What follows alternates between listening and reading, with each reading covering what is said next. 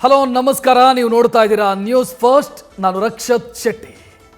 ಈಗಾಗಲೇ ಲೋಕಸಭಾ ಎಲೆಕ್ಷನ್ಗೆ ಬೇಕಾದಂಥ ಸಿದ್ಧತೆಗಳನ್ನು ಮೂರು ಪಕ್ಷಗಳು ಕೂಡ ರಾಜ್ಯದಲ್ಲೂ ಮಾಡಿಕೊಳ್ತಾ ಇದ್ದಾವೆ.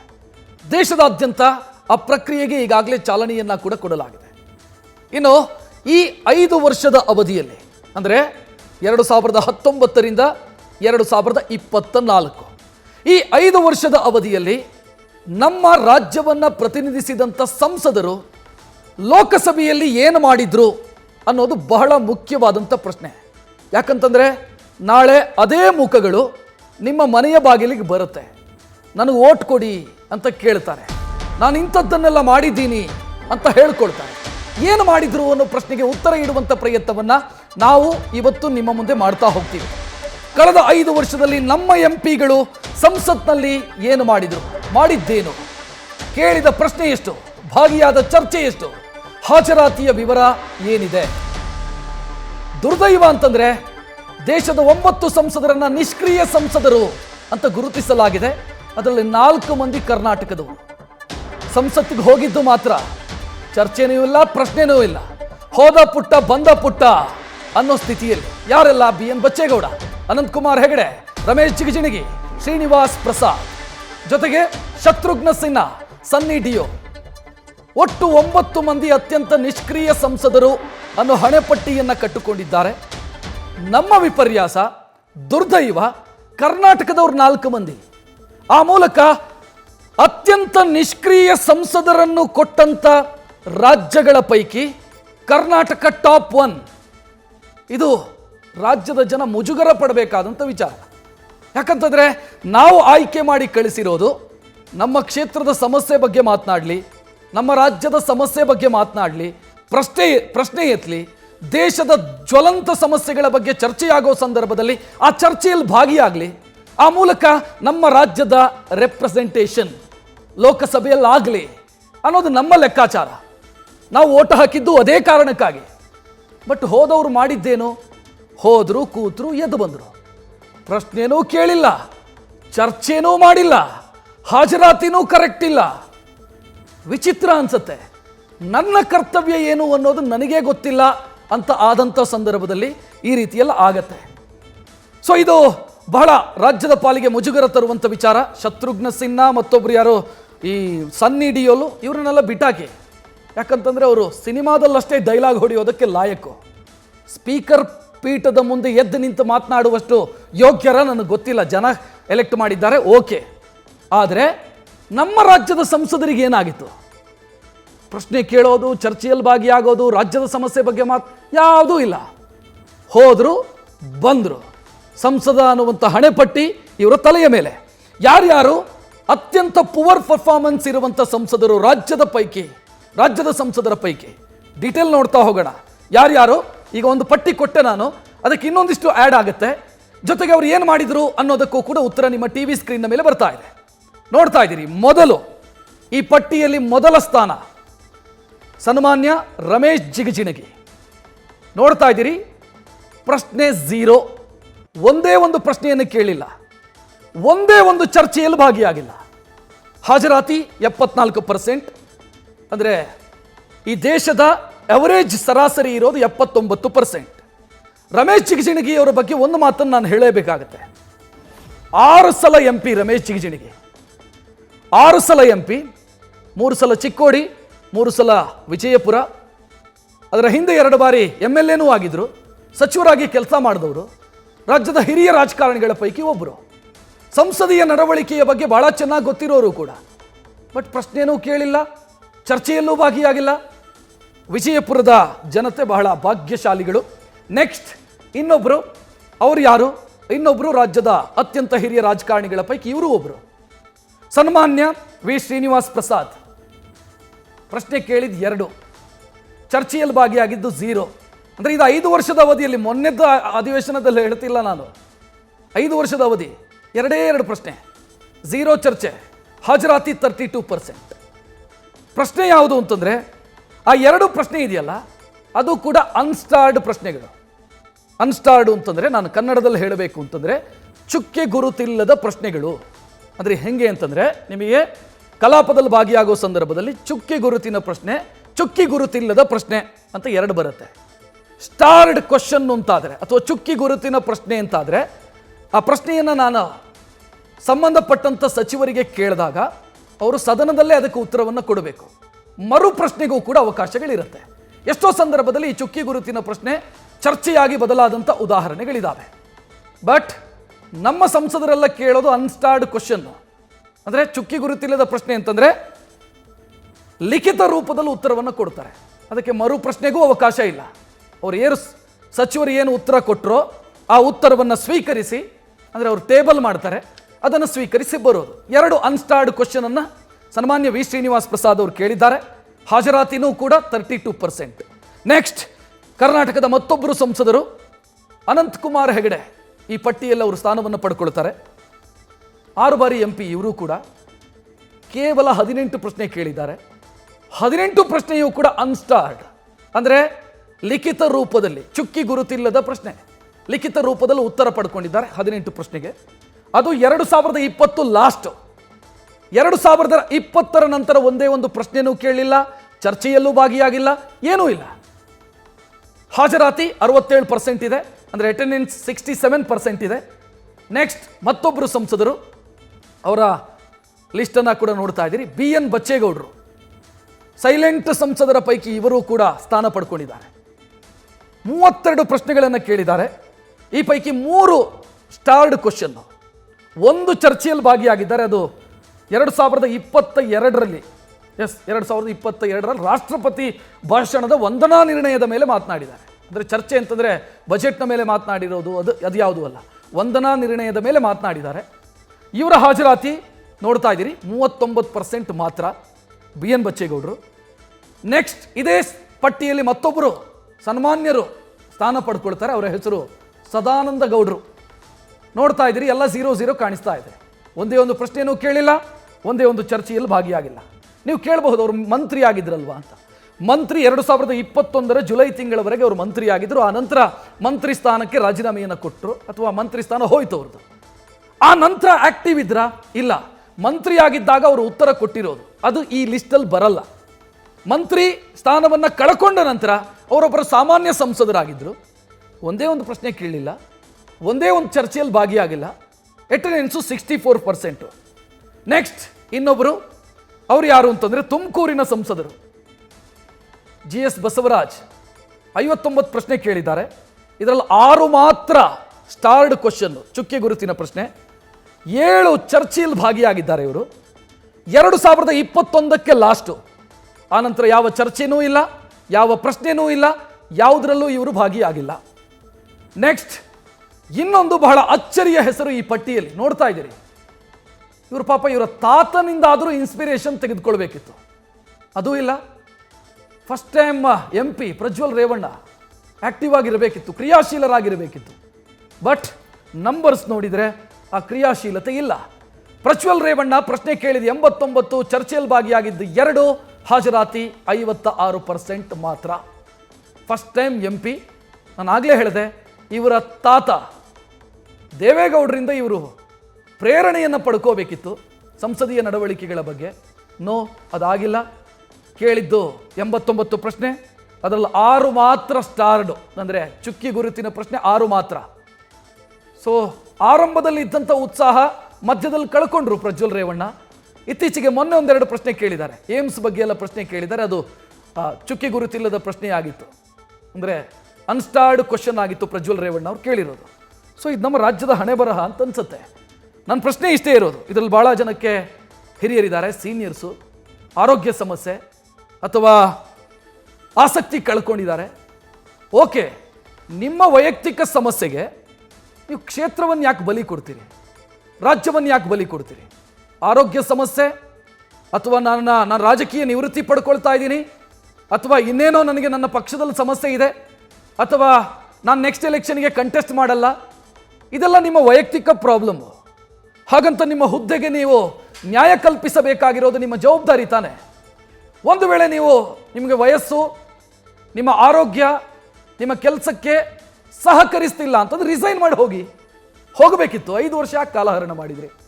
ಯಾರೋ ಇನ್ನೊಬ್ಬರಿಗೆ ಅವಕಾಶ ಸಿಗ್ತಿತ್ತು, ಹೊಸಬರಿಗೆ ಅವಕಾಶ ಸಿಗ್ತಿತ್ತು.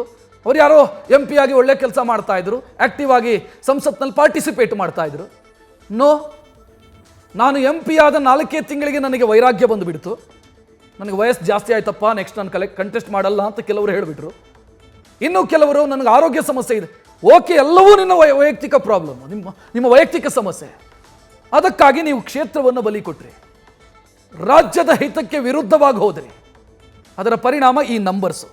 ನೆಕ್ಸ್ಟ್ ಇನ್ನೊಂದು ಲಿಸ್ಟನ್ನು ಕೂಡ ನಾವು ನಿಮ್ಮ ಮುಂದೆ ಪ್ರೆಸೆಂಟ್ ಮಾಡ್ತಾ ಇದ್ದೀವಿ. ಅದು ಸಕ್ರಿಯ ಸಂಸದರು ಯಾರು ಹಂಗಿದ್ರೆ, ಸಕ್ರಿಯ ಸಂಸದರು ಯಾರಾದರೂ ಇದಾರ ರಾಜ್ಯದಲ್ಲಿ? ನಾನು ಈ ಸಕ್ರಿಯ ಸಂಸದರ ಪಟ್ಟಿಯನ್ನು ತೆಗೆದುಕೊಳ್ಳೋ ಸಂದರ್ಭದಲ್ಲಿ ಇದನ್ನ ಸಾಧನೆ ಅಂತ ಹೇಳ್ತಾ ಇಲ್ಲ, ಬಟ್ ಒಂದಿಷ್ಟು ಪ್ರಶ್ನೆ ಕೇಳಿದ್ದಾರೆ ಅಂತ ಹೇಳ್ತಾ ಇದ್ದೀನಿ. ಸಾಧನೆ ಅಂತ ಯಾಕೆ ಹೇಳ್ತಿಲ್ಲ ಅಂತಂದ್ರೆ, ನಾನು ಈ ಪಟ್ಟಿಯನ್ನು ಕಂಪ್ಲೀಟ್ ಆಗಿ ಗಮನಿಸಿದಂಥ ಸಂದರ್ಭದಲ್ಲಿ ನನಗೆ ನಿರಾಸೆ ಕಾದಿತ್ತು. ಬಹಳ ಜನ ನಮ್ಮಲ್ಲಿ ಸಕ್ರಿಯ ಸಂಸದರು ಅಥವಾ ಹೆಚ್ಚು ಪ್ರಶ್ನೆ ಕೇಳಿದವರು ಇದ್ದಾರೆ. ಪ್ರಶ್ನೆಗಳು ಎಲ್ಲವೂ ಕೂಡ ಅನ್ಸ್ಟಾರ್ಡ್ ಕ್ವಶನ್ ಆಗಿತ್ತು ಮತ್ತು ಆಕ್ಟಿವ್ ಆಗಿ ಪಾರ್ಟಿಸಿಪೇಟ್ ಮಾಡಿದ್ದಾರಾ ಅಂತ ಕೇಳಿದರೆ ಒಂದಿಷ್ಟು ಚರ್ಚೆಗಳಲ್ಲಿ ಭಾಗಿಯಾಗಿದ್ದಾರೆ. ಆ ಚರ್ಚೆ ಭಾಗಿಯಾದಂಥ ಸಂದರ್ಭದಲ್ಲೂ ಇವರ ಪಾತ್ರ ಬಹಳ ಕಡಿಮೆ ಇತ್ತು. ಎಸ್, ಸಕ್ರಿಯ ಸಂಸದರ ಪಟ್ಟಿಯಲ್ಲಿ ರಾಜಾ ಅಮರೇಶ್ವರ್ ನಾಯಕ್, ರಾಯಚೂರಿನ ಸಂಸದರು 571 ಪ್ರಶ್ನೆ ಕೇಳಿದ್ದಾರೆ. 12 ಚರ್ಚೆಗಳಲ್ಲಿ ಭಾಗಿಯಾಗಿದ್ದಾರೆ. 80% ಇವರದ್ದು ಹಾಜರಾತಿ ಇದೆ.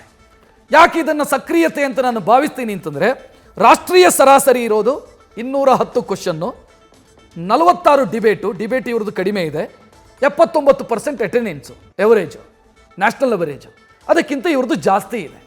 ಪ್ರಶ್ನೆನೂ ಕೂಡ ಜಾಸ್ತಿ ಕೇಳಿದ್ದಾರೆ ರಾಜಾ ಅಮರೇಶ್ವರ್ ನಾಯಕ್, ಮೊದಲ ಬಾರಿ MP. ನೆಕ್ಸ್ಟ್ ಇನ್ನೊಬ್ಬರು ಉಮೇಶ್ ಜಾಧವ್, ಇವರು ಕೂಡ ಮೊದಲ ಬಾರಿ MP. ಡಾಕ್ಟರ್ ಉಮೇಶ್ ಜಾಧವ್ ಹಿಂದೆ ಶಾಸಕರಾಗಿದ್ದರು. 407 ಪ್ರಶ್ನೆ ಕೇಳಿದ್ದಾರೆ, 65 ಚರ್ಚೆಗಳಲ್ಲಿ ಭಾಗಿಯಾಗಿದ್ದಾರೆ.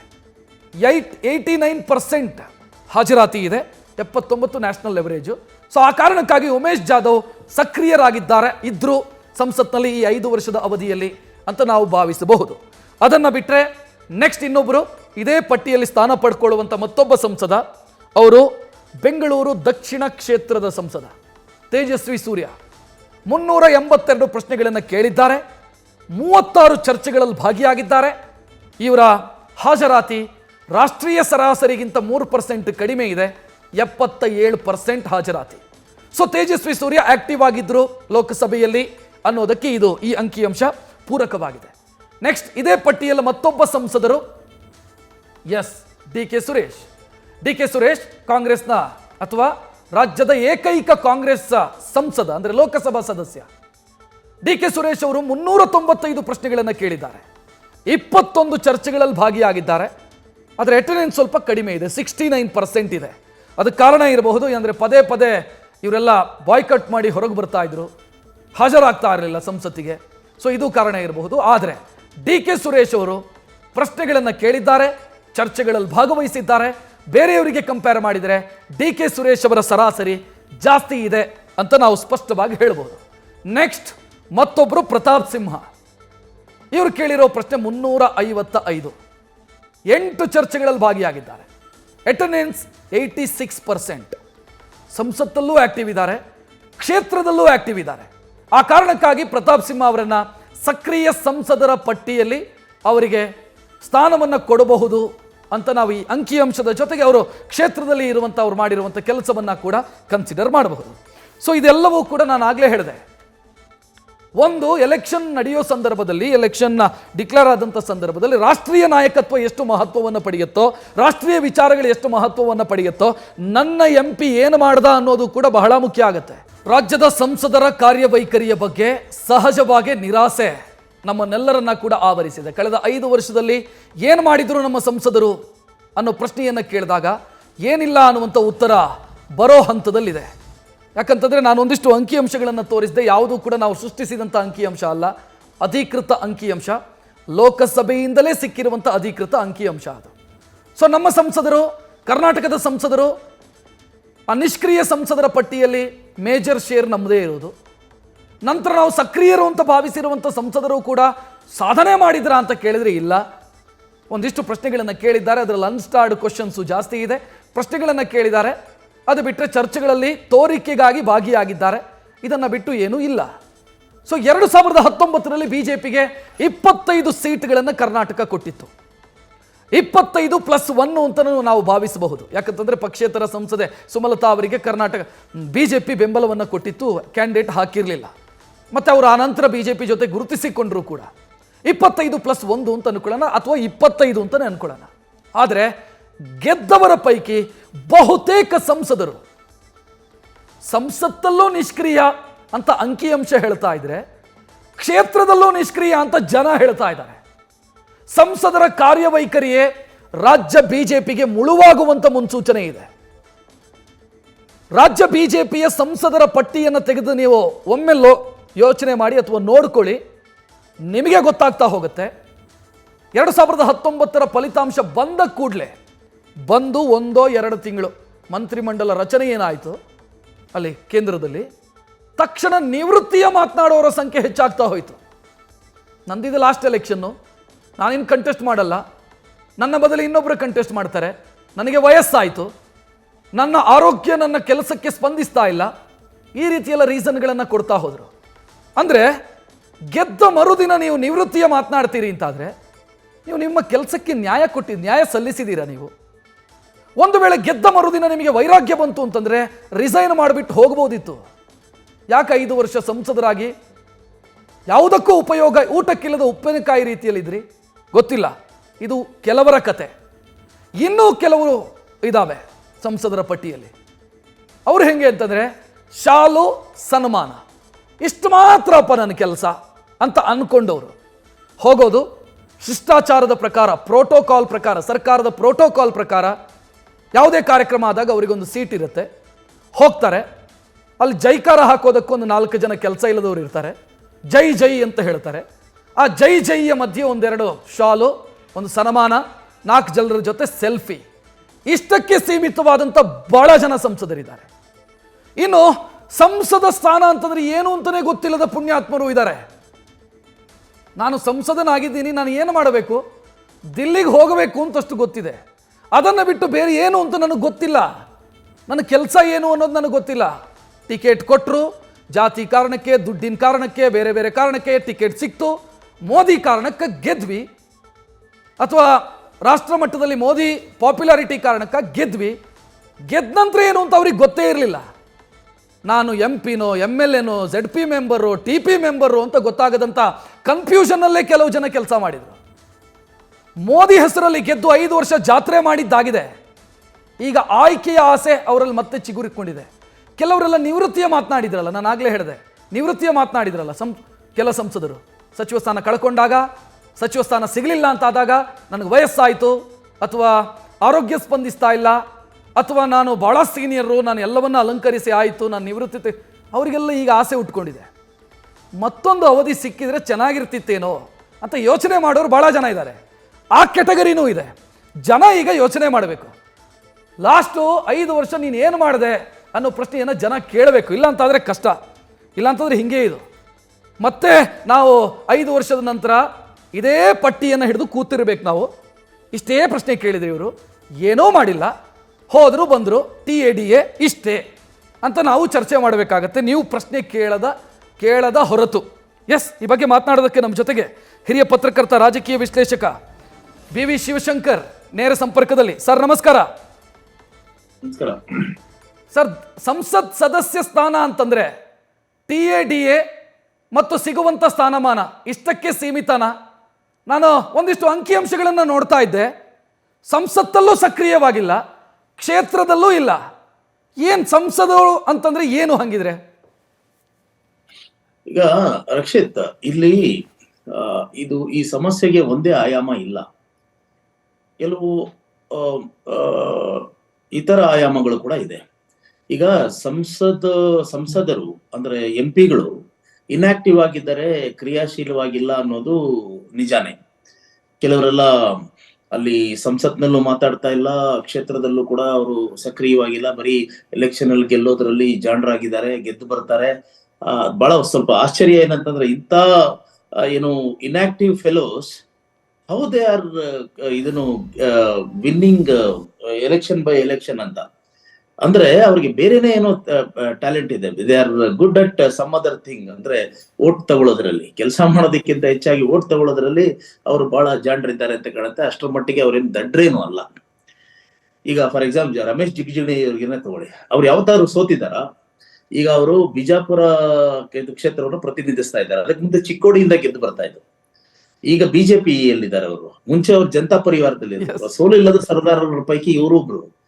ಆದ್ರೆ ನನ್ಗೆ ಬಹಳ ಆಶ್ಚರ್ಯ ಆಗುತ್ತೆ, ಯಾವತ್ತೂ ಕೂಡ ಇವರು ಈಗ ಒಂದು ಸಾಮಾನ್ಯ ಜನರಿಗೆ, ಕರ್ನಾಟಕದ ಜನಕ್ಕೆ ನೀವು ಯಾರ್ಯಾರಪ್ಪ ನಿಮ್ ಎಂಪಿಗಳು ಅನ್ನುವಾಗ ಮೋಸ್ಟ್ಲಿ ಈ ರಮೇಶ್ ಜಿಗಜಿಣಗಿ ಅವರಂತ ಹೆಸರು ಜ್ಞಾಪಕನೇ ಬರೋದಿಲ್ಲ. ಆತರ ಎಲೆ ಮರೆಕಾಯಿ ತರ ಇದ್ದಾರೆ ಇವರು.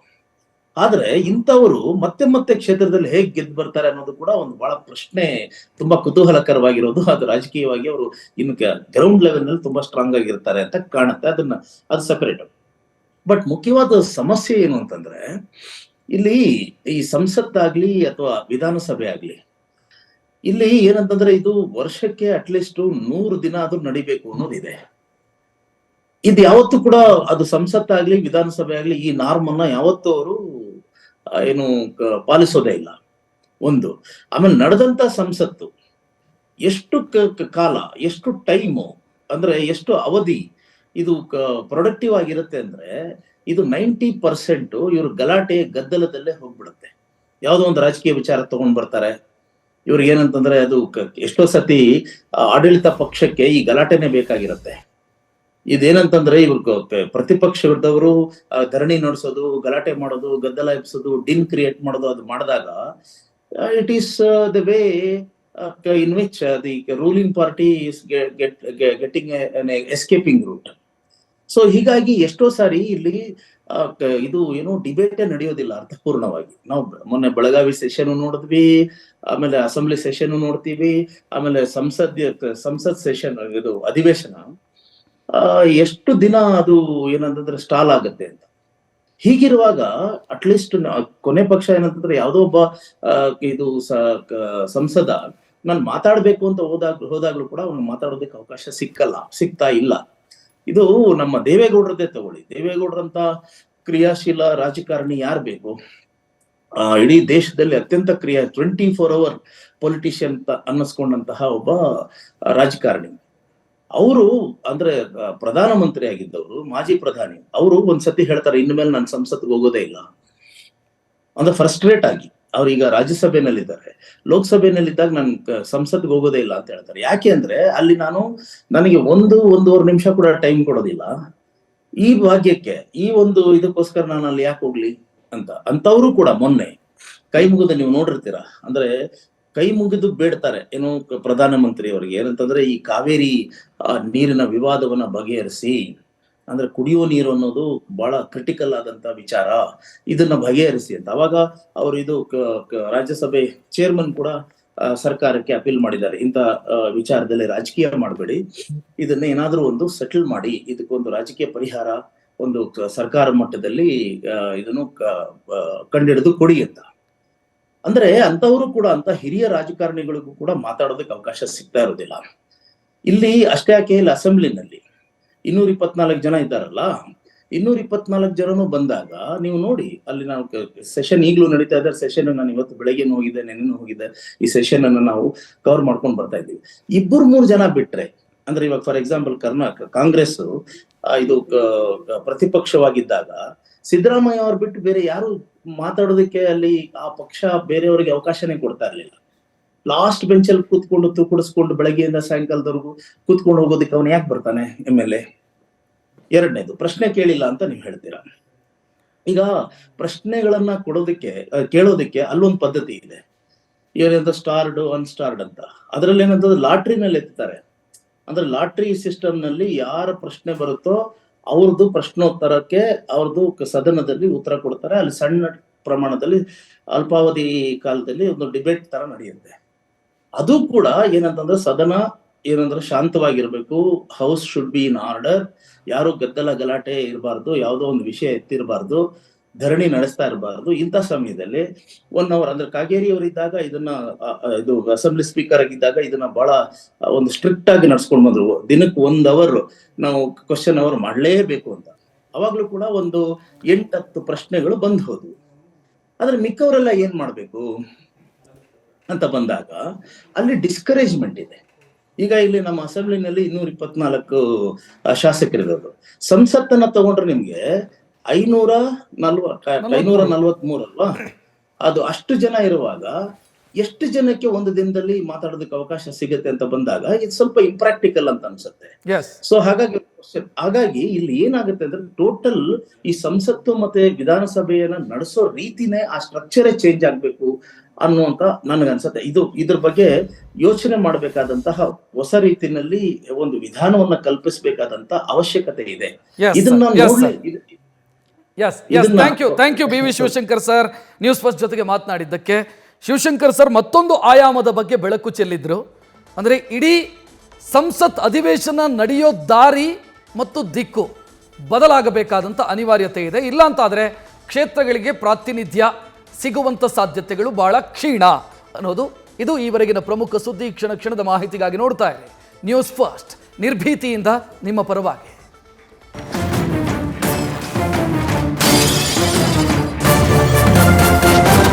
ನ್ಯೂಸ್ ಫಸ್ಟ್, ನಿರ್ಭೀತಿಯಿಂದ ನಿಮ್ಮ ಪರವಾಗಿ.